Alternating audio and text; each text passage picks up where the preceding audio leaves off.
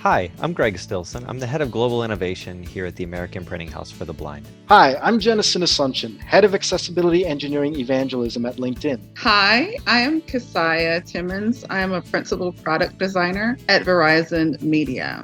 For any student, with vision loss, I will encourage you to think about coding. It is challenging, but it's rewarding.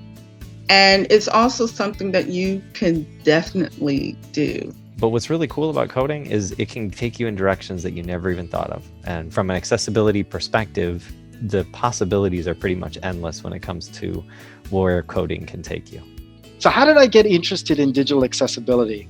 Well, this happened early on. When I was a teenager, observing others interacting with screen readers, screen magnification software, braille displays, some of them for the very first time, had a profound impact on me. I didn't know it then, but that would be something that would stay with me and would ultimately see me going into this field of digital accessibility. I look at coding as a concept of problem solving, and as somebody who's blind myself, I think that we as blind people need to problem solve every day. And so getting introduced to coding early really teaches you those foundational problem solving skills early on and kind of makes you a little bit more resilient. My background and experience in coding and related careers have opened many doors for me because it shows hiring managers and companies that I've had the ability to solve problems, and that's key to any work, within the technical field.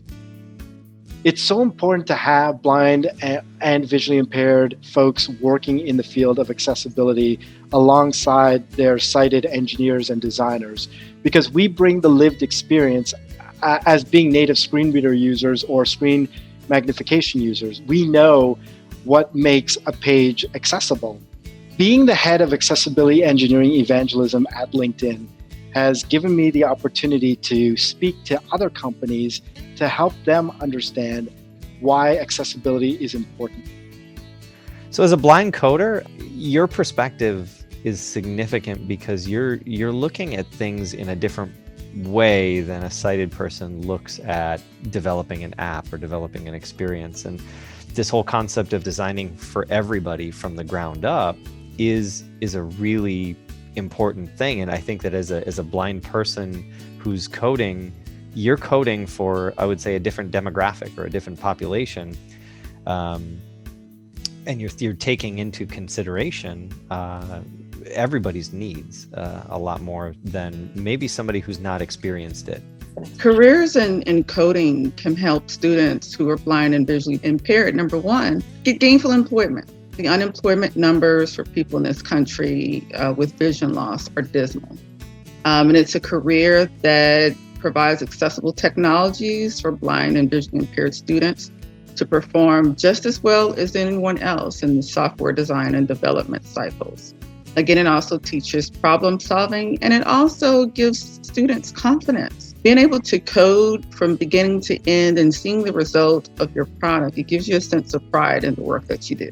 My bachelor's degree is in political science.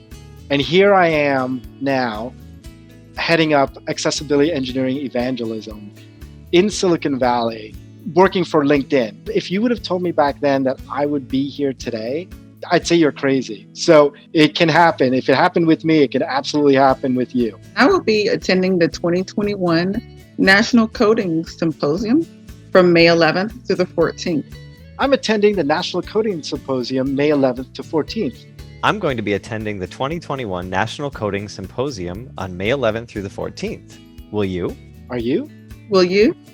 Learn more at aphconnectcenter.org/coding.